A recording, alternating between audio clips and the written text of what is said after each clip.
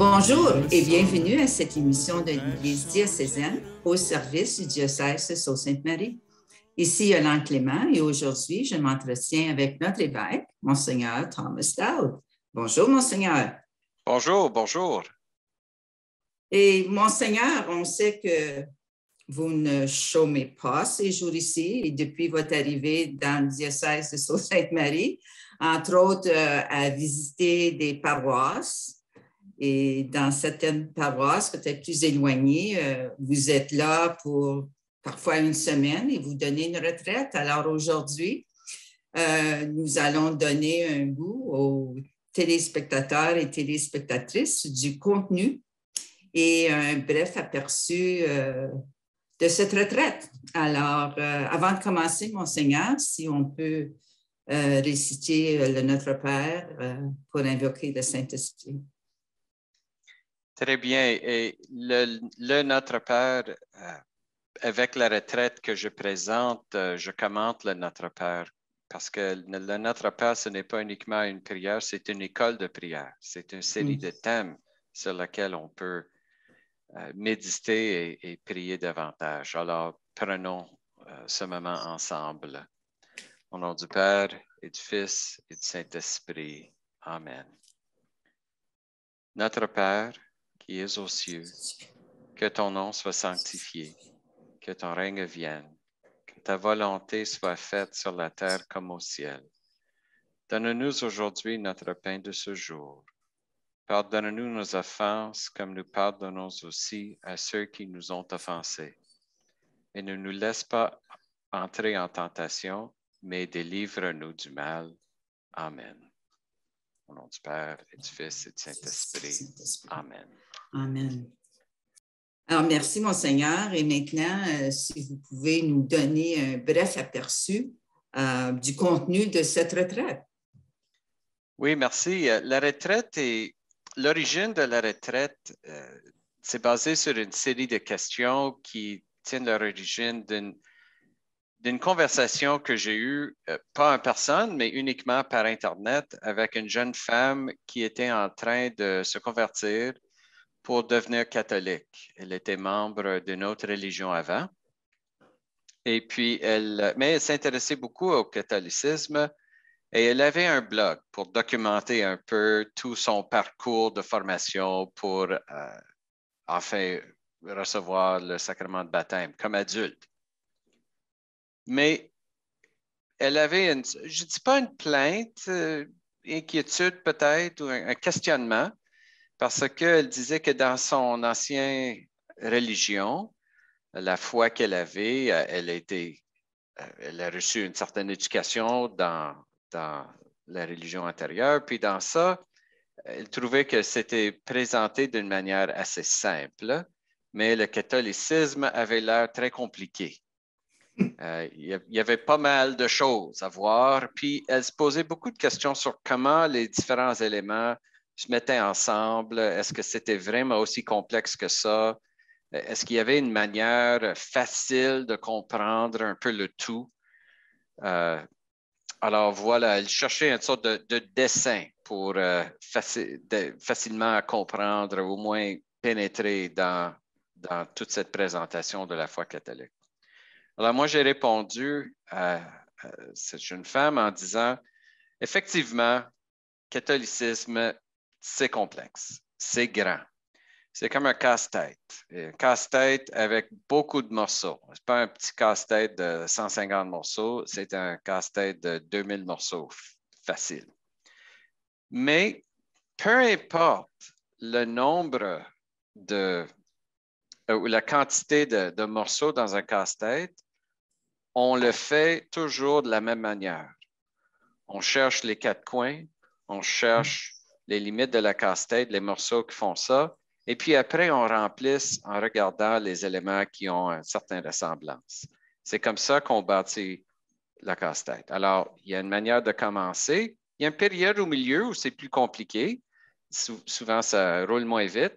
Mais à la fin, une fois qu'on a beaucoup de morceaux déjà en place, c'est beaucoup plus facile de mettre les restes. Donc, avec la foi catholique, il faut savoir comment commencer. Et voilà l'origine des 4 grandes questions que moi, je crois, habitent le cœur de toute personne, peu importe s'ils sont catholiques, protestants, juifs, musulmans, whatever. Ces questions habitent le cœur et donc on peut commencer avec ça et voir quelle est la réponse catholique à ça. On peut faire des comparaisons aussi pour mieux comprendre notre foi, puis après remplir le casse-tête. Pour ça, c'est un projet pour toute la vie, mais de remplir le casse-tête avec les autres morceaux. Très intéressant. Alors, peut-être que vous pouvez nous donner ces 4 questions une après l'autre, puis ensuite, on va en discuter une à la fois et en même temps, on va les mettre à l'écran pour que les gens puissent les voir. Très bien. Alors, les 4 questions sont, première question, qui est Dieu? Deuxième question, si Dieu est bon, pourquoi le mal existe-t-il? Troisième question, si Dieu est bon et le mal existe, qu'est-il en train de faire? Ça veut dire, que fait Dieu face à cette situation? Et finalement, la 4e question, comment est-ce que moi, je peux faire partie du plan, du programme de Dieu face à toute cette difficulté, mais aussi face à la grandeur de Dieu et à son invitation à collaborer avec lui? Alors, voilà les 4 grandes questions. Qui est Dieu? Pourquoi le mal? Le mal existe, mais qu'est-ce que Dieu fait? Et quatrièmement, comment est-ce que moi, je peux embarquer dans son plan? Alors, Monseigneur, nous avons environ 20 minutes à résumer ces 4 questions. Alors, je vais aller directement à la première question. Qui est Dieu? 20 minutes pour regarder ces 4 questions. Quand je fais la retraite en paroisse, c'est 4 nuits, 1 heure chaque. Alors, on va faire notre possible, condenser ça. Alors, qui est Dieu? Bon, pour nous, bien sûr, comme catholiques, il y a des choses qu'on partage dans notre idée, notre réponse à cette question. Qui est Dieu? On partage avec les Juifs, par exemple, que Dieu existe, que Dieu est le Créateur. On partage ça avec les musulmans aussi. Mais pour nous, comme chrétiens, il y a 2 éléments à notre réponse qui sont vraiment uniques au christianisme. Premièrement, que Dieu est amour. Et deuxièmement, que Dieu est une trinité de personnes. Alors, on peut résumer ça dans une réponse. Dieu est une trinité d'amour, une trinité de personnes, mais une trinité d'amour. Alors, ça veut dire quoi? De dire que Dieu est amour, il y a beaucoup de perspectives sur Dieu qui disent que Dieu aime, que c'est une action de Dieu. Mais de dire que Dieu est amour va plus loin.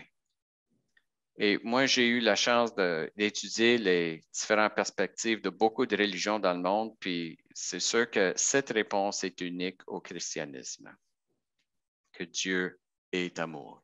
Ça veut dire que ce n'est pas uniquement une action, mais que c'est l'essence même de Dieu. Il y a des jeunes enfants qui me posent parfois la question, mais Dieu, il est fait de quoi? Est-ce qu'il est fait d'énergie? Est-ce qu'il est fait de l'air? Il est fait de quoi? La réponse à ces enfants, c'est très simple. Dieu est fait d'amour. C'est sa substance. Donc, si on pense que Dieu aime, si c'est uniquement une action, ça veut dire que, étant donné que Dieu est libre, il pouvait ne pas aimer. Si c'est uniquement une action, il peut choisir d'aimer ou de ne pas aimer. Mais si Dieu est amour, si ça fait partie de son essence même, ça veut dire que Dieu aime toujours. L'amour, c'est un élément constant de sa vie. Et voilà pourquoi c'est important de dire et de comprendre que Dieu est une trinité. Parce que si un être est amour, et on parle depuis l'éternité, donc toujours comme ça, ce n'est pas quelque chose qui a été ajouté à Dieu par après. Ça veut dire il faut toujours penser, voir qu'il y a 3 choses qui sont comme des aspects de la vie de Dieu. Premièrement, il y a Dieu qui aime, mais si on aime éternellement et c'est faire partie de notre essence, mais on peut seulement aimer si on a quelqu'un à aimer. Donc, il y a toujours trois choses. Celui qui aime, celui qui est aimé et l'amour qui est partagé entre ces deux personnes. Et donc, il y a nécessairement une certaine trinité dans l'existence de Dieu si Dieu est amour. Si on dit que Dieu aime, c'est uniquement un verbe et ça veut dire qu'il pouvait ne pas aimer. Bon, on n'a pas besoin de dire que Dieu est une trinité. Mais le moment où on dit que Dieu est amour, on a besoin de celui qui aime, celui qui est aimé et l'amour entre les deux. Voilà le Père, le Fils et le Saint-Esprit. Et ça veut dire que aussi, si Dieu est amour et Dieu est une trinité de personnes avec cet amour qui est échangé entre les trois, il y a une certaine ouverture dans la réalité de Dieu. Dieu peut, par sa création, inclure d'autres êtres avec cette capacité d'aimer, qui ne sont pas eux autres aussi des dieux, mais qui peuvent partager cet aspect de la vie divine. C'est quoi la vie divine? C'est l'amour.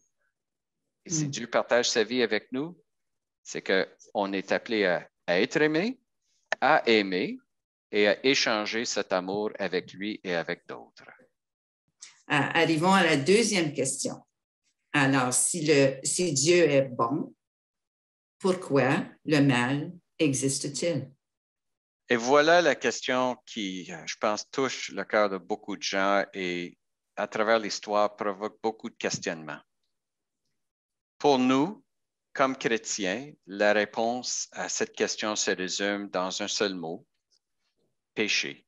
Le péché est la source de tout mal et de toute souffrance dans la vie humaine. Bien sûr, quand quelqu'un commet un péché contre un autre, ça provoque habituellement une certaine souffrance. Et ça nuit aussi à celui qui a commis le péché. Ça réduit un peu son humanité. Et donc, déjà, on n'atteint pas notre pleine capacité humaine. Il y a quelque chose qui est réduit, diminué. Alors, le péché, en tant qu'élément qui touche les relations interpersonnelles, en deux personnes ou peut-être en deux pays. On peut voir la guerre dans le monde, n'est-il pas vrai qu'il y a derrière ça, mais peu importe toutes les justifications possibles, le péché est toujours présent dans ça. Alors, les gens comprennent ça. Même les petits-enfants, ils comprennent ça. Ce qui est plus difficile à comprendre, c'est comment est-ce que le péché peut être la source d'autres difficultés, comme par exemple la maladie. Bon, bien sûr, si il y a des gestes qu'on peut poser qui nuisent à notre santé, alors peut-être le péché fait ça, mais il y a parfois des souffrances qui nous arrivent, puis on ne voit pas comment le péché peut être la cause de ça. Ou des désastres dans la nature, tremblements de terre, un ouragan, un nouveau virus. Il y a toutes sortes de possibilités. Mais il faut comprendre que le péché, parce que ça nuit à cette possibilité humaine, et n'oublions pas que ça fait ça depuis des centaines, des milliers de générations. Ça veut dire que on manque des Einstein. On manque des gens qui auraient pu aider la société à faire face à toutes ces difficultés.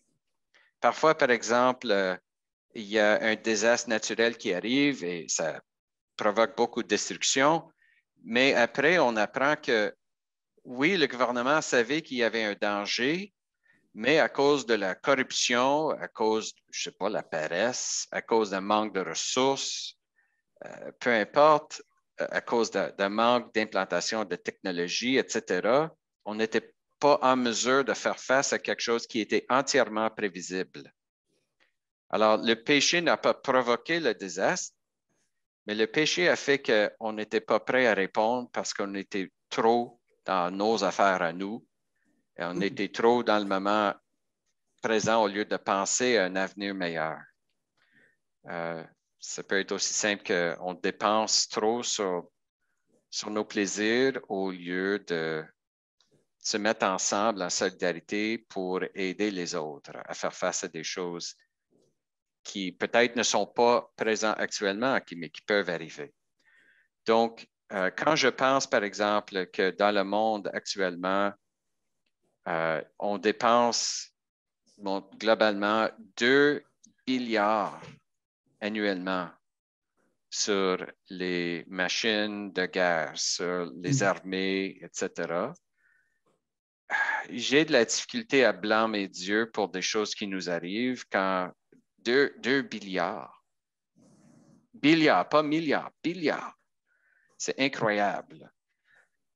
Il faut corriger ces affaires et faire face à cet aspect qui est un écho du péché, le gaspillage de vie humaine, le gaspillage de ressources à cause de nos propres désirs. Et ça peut être sur le plan global ou juste dans nos familles.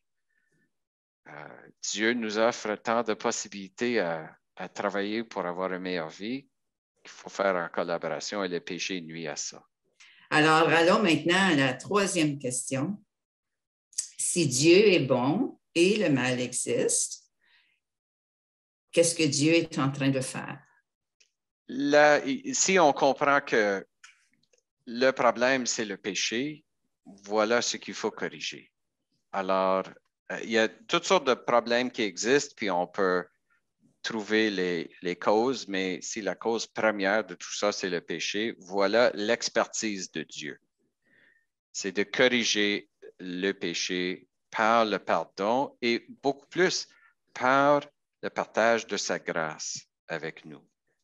Le péché réduit, diminue toute cette solidarité, cette communion qu'il faut avoir entre nous et nous avec Dieu. N'oublions pas que Dieu est une trinité de personnes. Comment ça se fait que ces trois ne deviennent pas trois dieux, que ça demeure une unité avec les trois? C'est la force de l'amour qui crée une communion. Et cette communion, nous sommes invités à participer à ça. Et voilà le sens de la grâce. C'est quoi la grâce de Dieu? C'est la vie divine que Dieu veut nous partager. Alors, pour corriger tous les problèmes du monde, il faut se mettre ensemble, on essaie de les corriger, mais parce que le péché est toujours là et nous sommes tous des pécheurs, par la religion, par la foi catholique, on apporte un élément que les gouvernements ne peuvent pas apporter, que les écoles en soi ne peuvent pas apporter, que toutes les associations ne peuvent pas en soi apporter, c'est l'aspect de la grâce de Dieu. Sans nier l'importance de tous les autres, mais l'élément que nous apportons, c'est cet aspect de la vie divine que Dieu nous partage. Donc, c'est quoi la grâce de Dieu? C'est l'effet de Dieu une fois qu'il manifeste sa présence pour nous et notre réceptivité, notre désir de vivre selon la grâce, de recevoir la grâce de Dieu, c'est notre réponse. Alors, qu'est-ce que Dieu a fait face au péché? Qu'est-ce que Dieu a fait face au mal? Bien sûr, il nous a envoyé son Fils, Jésus, qui nous a enseigné la voie à suivre, qui est mort sur la croix pour nos péchés, qui nous invite à une communion avec son Père, avec lui et son Père dans l'Esprit Saint, et qui continue à agir dans le monde par la force des sacrements, les différents rites qu'il nous a partagés. On pense à l'Eucharistie, par exemple, où il dit « Voici mon corps, voici mon sang, faites ceci en mémoire de moi ». Alors, toute l'idée, c'est Jésus est toujours présent, l'Esprit Saint nous est partagé. Par notre baptême, l'Esprit vient habiter dans l'âme des fidèles. Par la foi en Jésus-Christ, c'est comme on ouvre les portes de notre cœur pour inviter l'Esprit Saint à venir habiter en nous. Nous entrons dans cette communion avec Dieu et donc nous devenons des frères et sœurs de Jésus-Christ et donc, frères et sœurs, entre nous. L'idée de l'Église, c'est un nouveau départ pour l'humanité. Ce n'est pas une institution, ce n'est pas une corporation. Il y a ces aspects qui existent, c'est vrai. Mais essentiellement, l'Église est une famille. C'est une famille où l'ADN partagé, c'est l'Esprit Saint lui-même. Alors, qu'est-ce que Dieu est en train de faire face au péché? C'est le pardon. C'est l'invitation à réparer les effets du péché, premièrement, en nous partageant sa grâce par les 7 sacrements et en plus, en nous invitant à faire partie de la solution nous-mêmes pour corriger les aspects du monde. Alors, on a 2 aspects. L'Église est là pour inviter les gens à recevoir la vie divine, proposer une bonne nouvelle qui dit que vous pouvez recevoir l'ADN de Dieu lui-même. Et deuxièmement, une fois qu'on a reçu ça et on vit ensemble, on partage cet aspect de se mettre ensemble pour corriger les différents problèmes du monde par l'action sociale, par une éducation, une force éducative, etc. Nous sommes là pour donner la chance aux gens de vivre selon la grâce de Dieu en le recevant et en le mettant en pratique. Oui. Alors, comment est-ce que moi, comme personne, je peux faire partie de ça, de ces 2 aspects-là, du plan et du programme de Dieu? Bon, le point de départ, comme j'ai dit, c'est cette vie divine dans le cœur de chacun. Et donc, nos âmes sont un peu comme un radio. Alors, si on veut écouter la musique, le radio, qu'est-ce que ça fait? Ça capte les ondes. Les ondes des différents postes de radio sont actuellement autour de nous.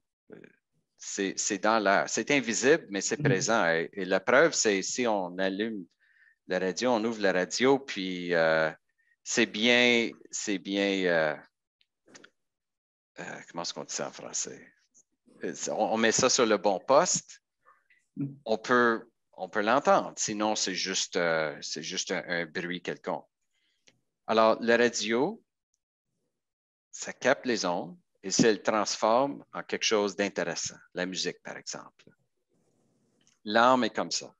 L'âme est comme une antenne, comme un radio. L'Esprit Saint est autour de nous, invisible, mais très réel. Alors, pour l'âme, il faut que l'âme soit ajustée pour être sur le bon poste. Et deuxièmement, il faut augmenter le volume. Alors, il y a des pratiques qu'on peut faire pour nous aider à ajuster nos âmes, pour être toujours en cette communication avec Dieu et entre nous.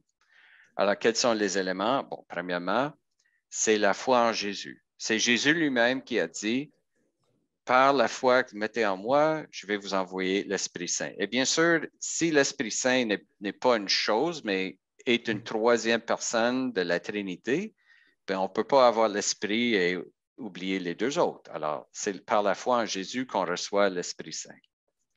Deuxièmement, on rencontre l'Esprit Saint quand on fait l'étude de la Bible. C'est l'Esprit qui a inspiré la Bible. Inspiré veut dire l'Esprit est là-dedans. Alors, en lisant les mots, en comprenant les mots, on ajuste notre intelligence pour mieux être sur la même longueur d'onde avec l'Esprit Saint. Troisièmement, par la vie sacramentelle, surtout confession, le sacrement de réconciliation et l'Eucharistie. Ce sont des manières d'ajuster la radio pour que ce soit toujours sur le bon poste et d'augmenter le volume. Et enfin, l'unité avec l'Église du passé, l'Église céleste avec les saints, avec notre histoire, entre nous, cette communion entre nous. Un chrétien qui essaie de vivre son christianisme tout seul n'est pas un chrétien, parce que Dieu est nécessairement une communion de personnes et c'est comme ça qu'il partage la vie avec nous. Et ensemble, on peut faire beaucoup plus pour mettre l'amour de Dieu en action dans le monde. Et enfin, la prière. Par la prière, on goûte Dieu. On reçoit Dieu. Ça renforce sa présence et son action au plus profond de notre âme.